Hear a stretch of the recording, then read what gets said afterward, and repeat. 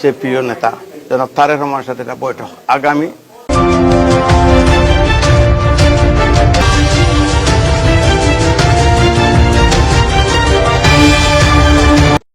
আজকে সিদ্ধান্ত হইল কি, আজকে আমরা তাৎক্ষণিকভাবে সকালে খবর পাইলাম ইউনূস সাহেব একটা হোটেলও আমরা প্রাণের চেয়ে প্রিয় নেতা জনাব তারেক রহমানের সাথে একটা বৈঠক আগামী শুক্রবারে, তারিখটা হইল কি 13 তারিখ না, তখন আমরা সিদ্ধান্ত হইল যুক্তরাজ্য বিএনপির আমরা ওখানে যাইমু, আমরা নেতারে ওয়েলকাম করবো।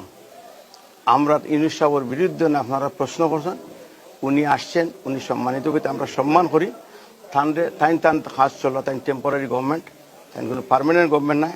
হ্যাঁ, তাদের আমরা সম্মান করি। শুধু আমরা যাইব ওখানে আমাদের নেতাকে সময় সাথে যদি ইউনূস সাহেব থাকবেন তাদেরকে সম্মান পাবে আমাদেরকে, কেন why not, we respect everybody.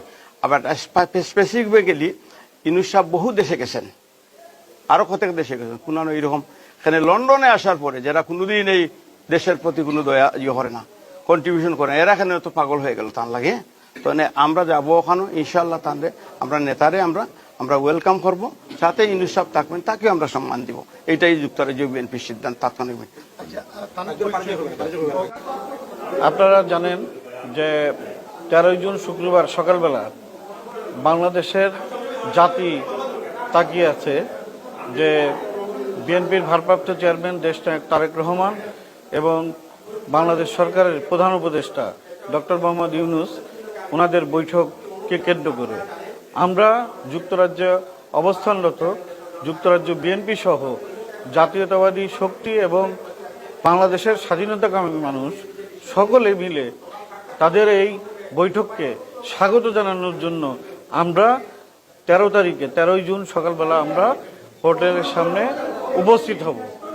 আগামী শুক্রবারের 7টা বাজে পার্ক লেনে যে মিটিং হবে ওনার সাথে, আমি আমাদের যুক্তরাজ্য বিএনপি এবং বাংলাদেশের কমিউনিটির সবাই উপস্থিত কামনা করি, সেখানে সবাই উপস্থিত থাকবেন এবং বাংলাদেশের তারুণের অহংকার ভারপ্রাপ্ত চেয়ারম্যান তারেক রহমান সাহেবকে সম্মান জানাইতে সবাই এখানে যাবে এবং বাংলাদেশ থেকে আগত আমাদের অন্তর্বর্তী সরকারের উপদেষ্টা, আপনারা জানেন বাংলাদেশে আমাদের ভারপ্রাপ্ত চেয়ারম্যান তারেক রহমান সাহেবের নেতৃত্বে সহযোগিতা করছে বিএনপি, বাংলাদেশের অন্তর্বর্তী সরকারের সহযোগিতা আজ পর্যন্ত করে আসছে।